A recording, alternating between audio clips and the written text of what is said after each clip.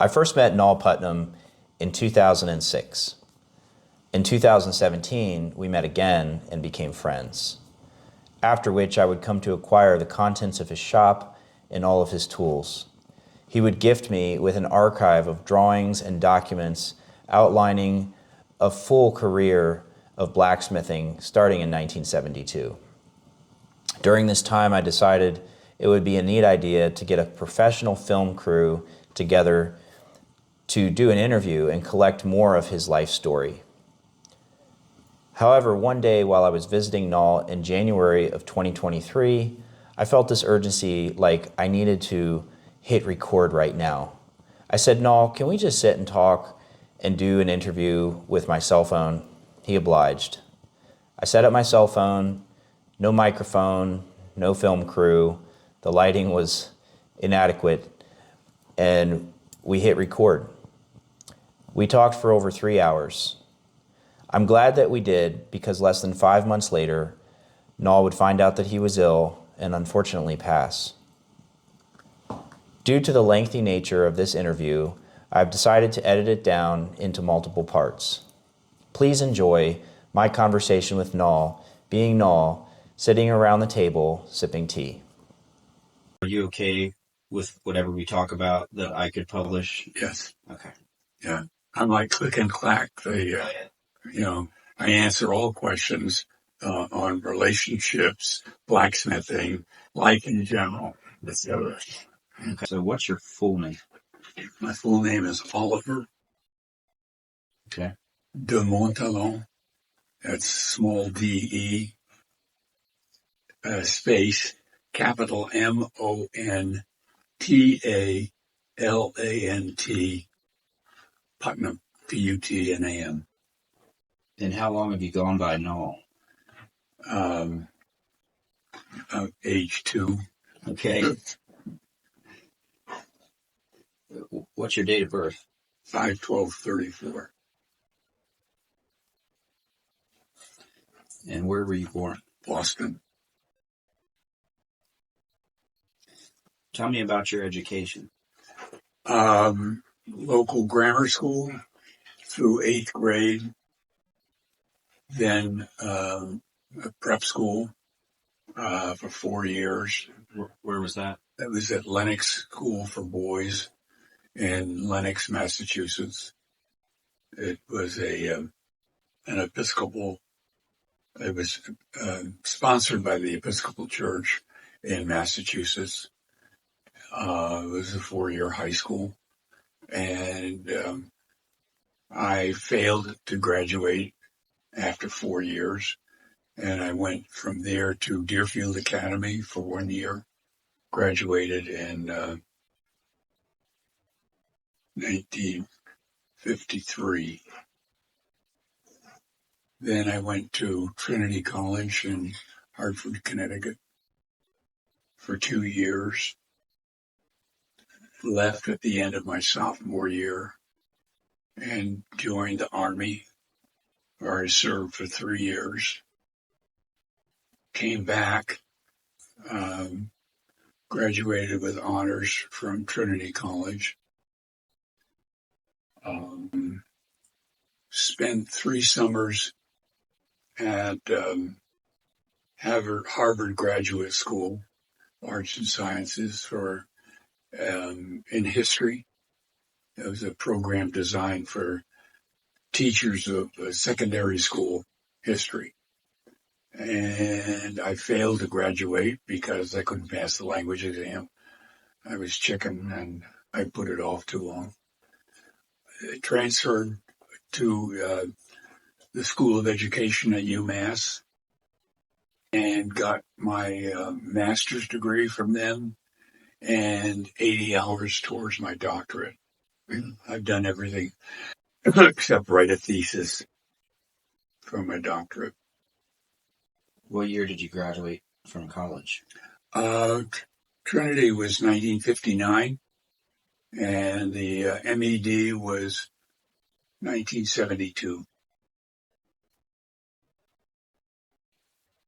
You mentioned the Army. Tell me about that experience a little bit. Well, I come from a military family on my mother's side, usually Navy, almost all Navy. And that goes back several generations back to that I know about the Civil War. So the military was an honorable profession. It didn't have the problems with the Vietnam War, so on. So I wasn't doing well in college. I didn't know what I wanted to do. And my mother suggested, sure, you might think about it. And I did. So I left while I was still in the good graces academically, which meant I could do a withdraw, and they had to take me back. So I did it, and I had to join for 3 years. And it was right at the end of the Korean War. Within 2 days, because I'd been in ROTC unit, I was given temporary sergeant stripes, and I was responsible for a company of raw recruits like myself to be able to move them because I could march them from A to B to C to D. I didn't know any more than they did. I just knew how to march. And so I did that. And then I served in Missouri, Georgia, and then finally I served overseas in southern Germany. And then I got out in 54, 57, 57. Went back to school, graduated with honors. I was quite a different student. I changed completely from science to humanities. And in the spring of my senior year, my old headmaster called me up and asked me if I wanted to teach history. I didn't even think. I didn't ask my wife. I didn't think about it. It was a job. I didn't have a job. I said yes. And so that's how I became a teacher. I also had no training as a teacher. So uh, I taught school for 14 years. And it was a very important time in my life, learning how to teach, teenagers. Um, we were a mixed school. We had Oriental students, we had Native American students, we had inner city students, we had farm kids, and everything in between. And to put that mesh together in a school situation where it worked. So there was a lot of counseling, um, a lot of making the subject matter fit the needs of the kids, and so they could grow. And I found UMass with the School of Ed, and I put this all together, and it really worked. And weekly, I am in touch with former students from 50, 60 years ago. So When did you start teaching? I started teaching. Well, actually, I taught while I was in the service, so that got me started. And I was in uh, Europe. I was interested in Europe. My family is French, and um, we go back quite a long way in France. So I had a way to get in there. I took extension courses when I was in the Army. You mentioned that you were asked to teach history. I taught ancient history. My love was modern European history. Taught American history. I taught Russian history. Those were And what years were your main start and finish of the 14 years? of the school. Let's see, I started in the fall of 1959, and I resigned from teaching in the winter of 1972. And you were taking classes during that time. Yep, I was taking class. I was both taking classes and teaching classes at UMass School of Ed. You said you were in Germany. What was your job? I had two. I was in the drill team, honor team, and I was a mathematical statistical clerk, trying to figure out if the tests, the multiple choice tests that we were asking our students who came from all NATO armies for armament, anything from a 45 pistol all the way up to a self-propelled howitzer. And we trained them in auto repair, sight fixing, the whole range of armament and propulsion. And so I became a statistical clerk, and I taught a mandatory course on current events, call it history, current events. What were you thinking during that time? How did you feel about your life and the direction? Well, my life was sort of preordained. I mean, when I was in the service, I knew, one, that I joined the service in order to get the GI Bill, which was going to expire at the end of that year that I went in, 1959. And I needed to get that money from the government in order to go. So I knew pretty soon that it was going to be some sort of teaching. And I was overseas during the Hungarian Revolution, during the Lebanon invasion, when they blew up the barracks, the Marine barracks. So I never saw a live fire, thank God. But it was a period of the Cold War and the confrontation between the Soviet Union and the United States and their particular political arrangements and everything that presaged. So it was a interesting time. I don't know how much of it I understood.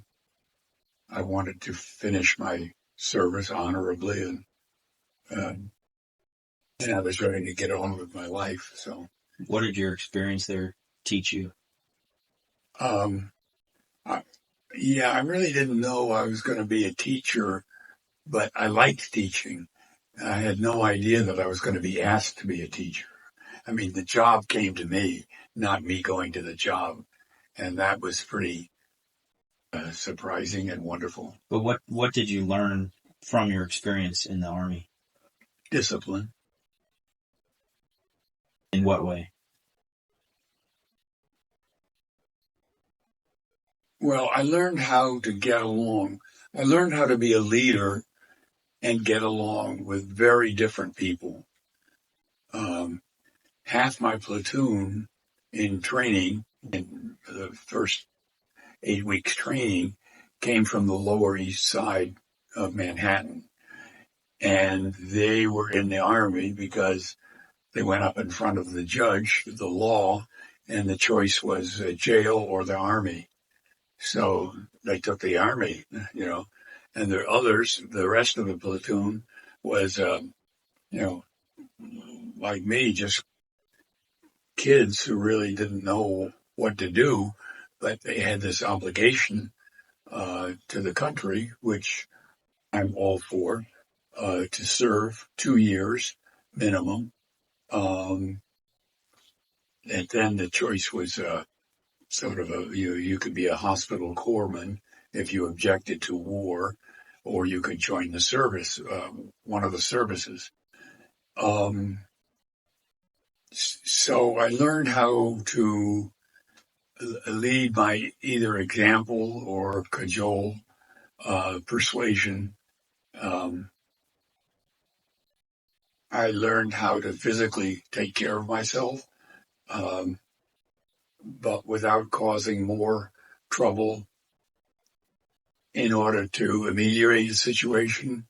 I had knives pulled on me. I had an intention tool pulled on me. I had a bayonet pulled on me, and I managed to finesse the situation so that nobody got hurt, and I didn't feel obligated to have the kid doing this disciplined in some way. And we had our platoon. My platoon had, I don't know, something, 30 guys in it. And we got everybody through the 8 weeks. Nobody was sent back. So I considered it a success. And it was a good training because there's nothing worse really than a bunch of teenage kids, either girls or boys, who want to take advantage of the teacher. And as a drill sergeant, I didn't have any trouble disciplining in a classroom a bunch of football players who wanted to grind me into the dirt. So it was a very useful, growthful experience. Did you have any artistic interests at that time? Yes, I did. I've always played around with wood. Growing up on the farm, my stepdad had a good shop of, a lathe and a saw and a good set of hand tools. And I was allowed at an early age to go in and use any tool, electric tool, as long as I left the shop neater than when I came in, which with my stepfather was not a difficult job. Yeah, I always had to clean up after him. Were you raised by your stepfather? Yes. What was it like growing up? Well, I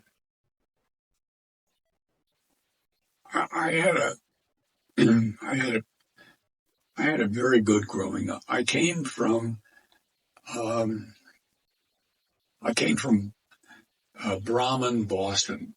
I don't know if you know the term, but it's the upper class of Massachusetts, the Bay Colonies, that has run the country because of their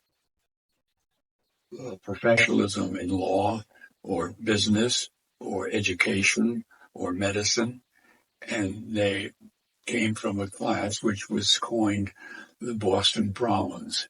And it was a set of society which had its own culture. And you can still find whiffs of it. But my dad was the youngest child in a Brahmin family, the Putnam family. My great uncles were the president of Harvard University, an astronomer who discovered Pluto and built his own observatory in Flagstaff. The poetess Amy Lowell, financier who started the Putnam Funds in Boston. So it was, and from this pool was drawn for years the jurors on the federal bench, advisors to the State Department. I have two first cousins who were the architects of the Vietnam War.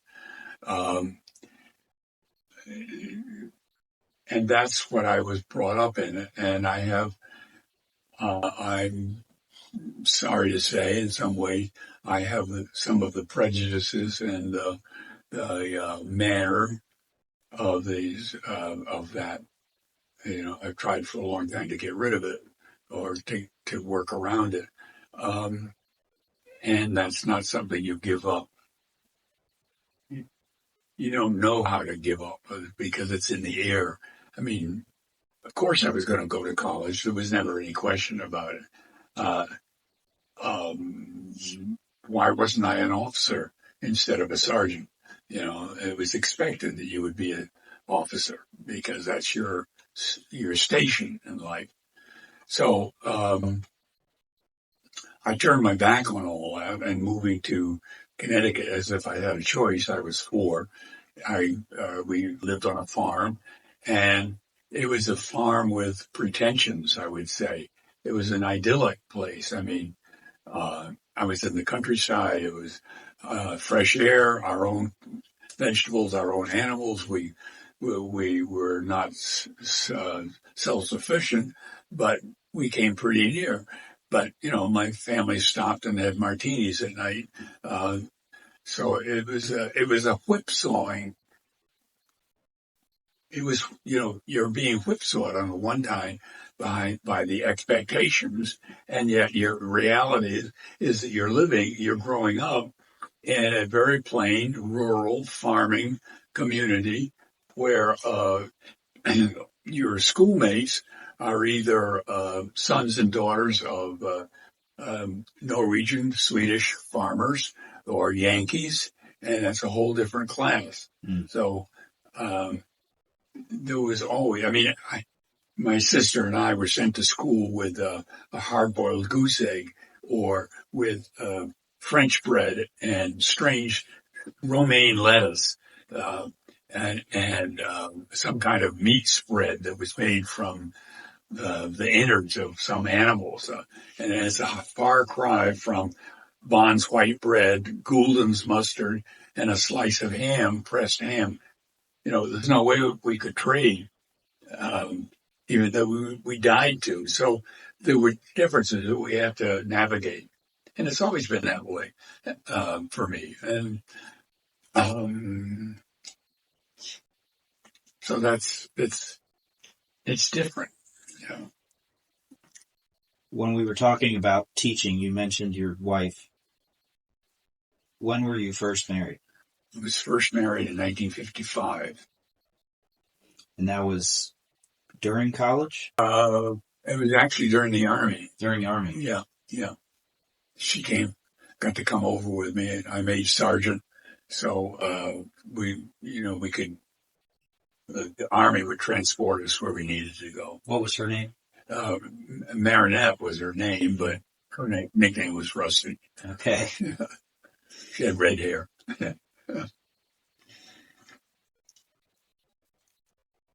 And she's the wife when we had a daughter together. Okay. Yeah. You had one child? Mm-hmm. How old's your daughter? Until later, I had a stepson. Okay. Anne she was born on November 19th, 1959, and so I think that makes her 63 or 4. Mm-hmm. So let's talk about blacksmithing a little bit. And okay. What year did you start blacksmithing? 1972.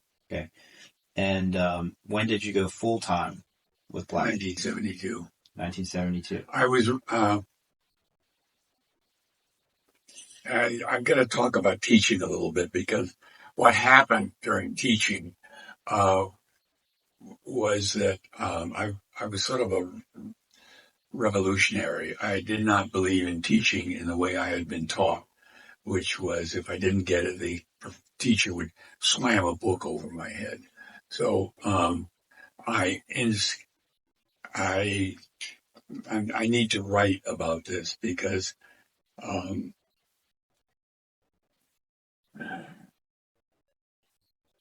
I tried to.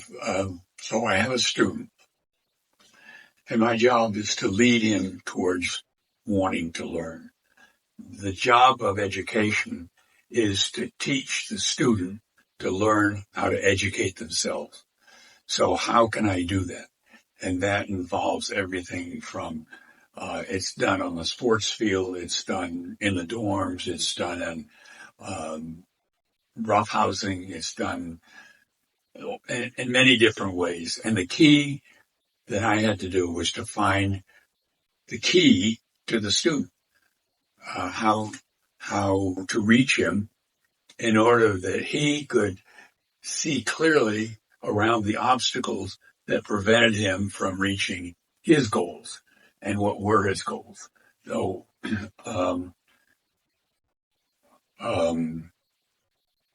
and that became very difficult because my students were regular American children, teenagers, so on, but they were also blacks, African, Native American, different tribes.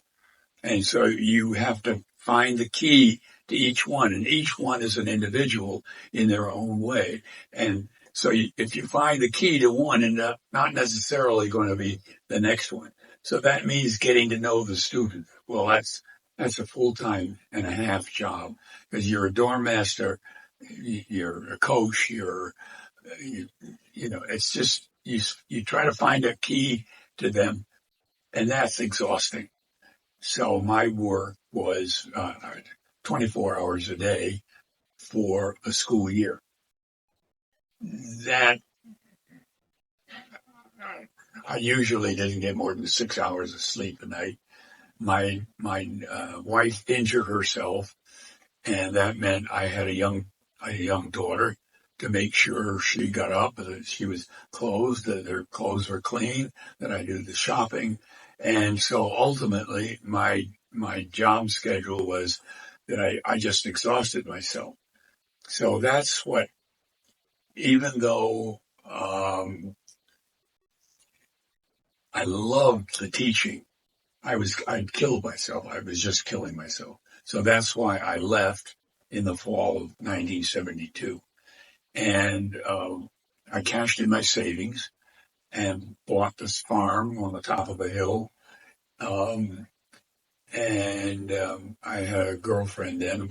I had separated from my wife, and we brought it back as a little farm, subsistence farm. And it was in that I was redoing the roof. And I remembered, I didn't have anything I cashed in my savings to pay for that time, to pay for the, whatever it was, insurance, new shingles, whatever. But that that was not sustainable. So I had to find something that was good. And I had bought, when I was teaching, I had bought a book on blacksmithing.